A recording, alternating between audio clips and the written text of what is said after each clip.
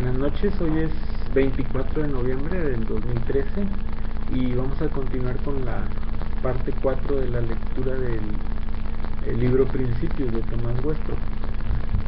Dice en la página 6, perdimos al hermano Hickey en diciembre de 1866.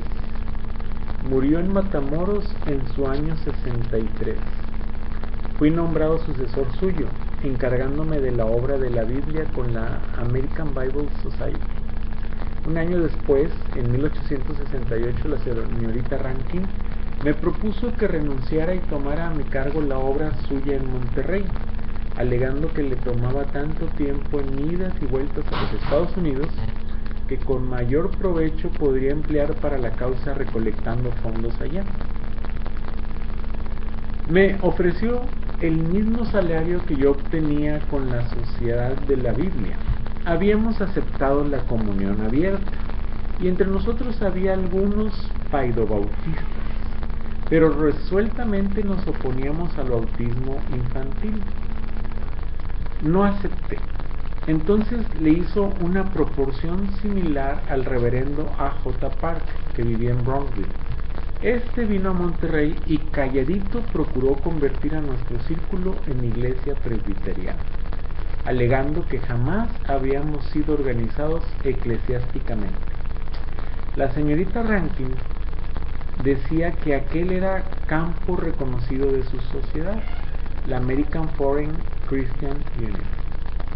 Para este tiempo habíamos bautizado buen número en Santa Rosa y Los Ébanos, dando a cada grupo una organización sencilla como la que teníamos en Monterrey, basada en el Nuevo Testamento.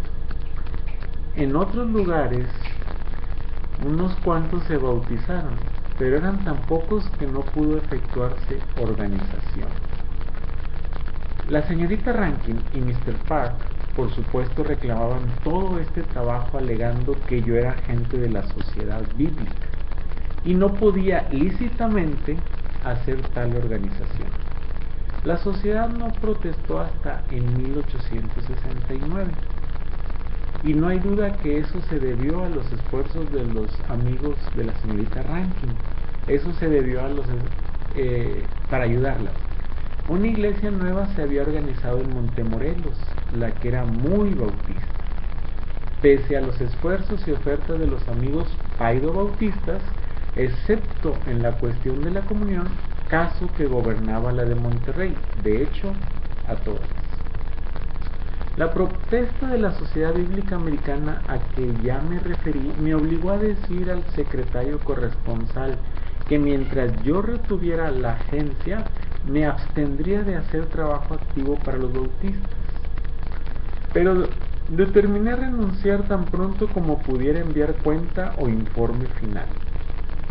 A esa sazón recibí carta del Dr. Backus, secretario corresponsal de la American Baptist Home Mission Society, que pedía informes y me incluía folletos que desde luego me mostraron lo que éramos y dónde estábamos. La señorita Rankin se hallaba en los Estados Unidos e inmediatamente le escribí recordándole la declaración que le había dado de nuestras ideas y diciéndole que habíamos adoptado las bautistas, lo que era cierto, pues sin desdecirme de lo prometido a la sociedad bíblica, dije a mis amigos aquí que tal había hecho, pero no podía explicárselo por la promesa que les había hecho. Y todos ellos me dijeron que esperarían a que yo pudiera explicar, y nada harían en lo de adoptar credos. Con todo, esta fue la oportunidad de Mr. Park, y de esta oportunidad se valió cuando pudo, mientras yo guardaba silencio, entre tanto me llegaba mi turno.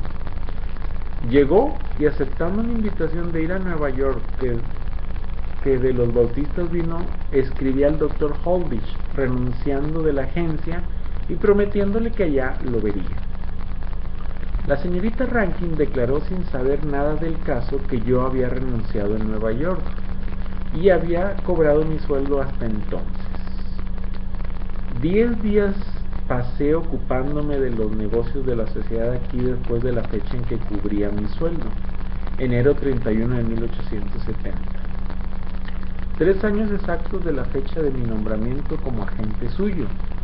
En nuestra entrevista en marzo siguiente, el Dr. Holditch no expresó quedar sin satisfacción y se convino en que a mi llegada a México daría informe final, habiendo estado ausentes 2 colportores cuando yo había salido, con objeto de dar los pasos apropiados con referencia a los arreglos que se tuvieran con ellos.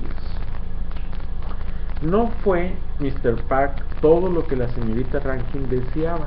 No tuvieron convenio ninguno entre sí, y así el reverendo Juan Beveridge vino mientras yo me hallaba en Nueva York, con lo que ayudó a presbiterianizar a los convertidos. Llegué a Monterrey con carácter de misionero bautista nombrado por la Home Mission Society en junio 31 de 1870. Mis amigos cumplieron su palabra. Unos cuantos se habían llevado de Monterrey a la iglesia presbiteriana, pero ninguno de otra parte. Sin embargo, oí a un agente de la señorita Rankin decir en una reunión en Boston, Massachusetts, que ella tenía 14 iglesias en México. Se organizaron iglesias bautistas regulares desde luego en Monterrey, Montemorelos, Los Ébanos, Santa Rosa, Cadereyta y Potreros. La señorita Rankin se contrarió mucho y me escribió una carta airada. Desde entonces nuestro progreso ha parecido lento, pero al reflexionar se ve que no podíamos atender a la instrucción y desarrollo de nuestras iglesias y de los miembros individuales y al mismo tiempo extendernos a campos nuevos para hallar otros. Hay que tomar en cuenta los esfuerzos incesantes y carentes de escrúpulos de los romanistas. Estos años he tenido la oportunidad de constituirme en centro y hacer de mi obra la institución de un hombre, pero doy gracias a Dios que jamás he codiciado tal distinción y he tenido el éxito de hacer de este campo bautista uno democrático, o al menos tanto como debiera serlo.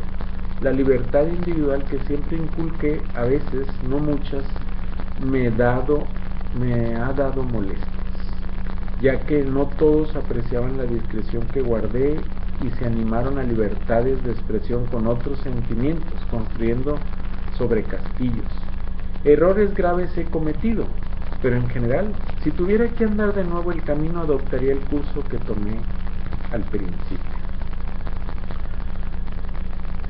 Desde 1870, menos los años de 1876 a 1881, gozosamente he elaborado como misionero de nuestra amada Home Mission Society en este campo al que tantos años hace el Señor me llamó. Mi primera esposa murió en 1874. Nos casamos en 1863. Solo en el mundo, pues mi esposa no me dio hijos. Mis padres habían muerto y mis hermanos se habían casado, estaban ausentes. Encontré hospitalidad congenial en casa del hermano Rafael Barocio en Montemorelos.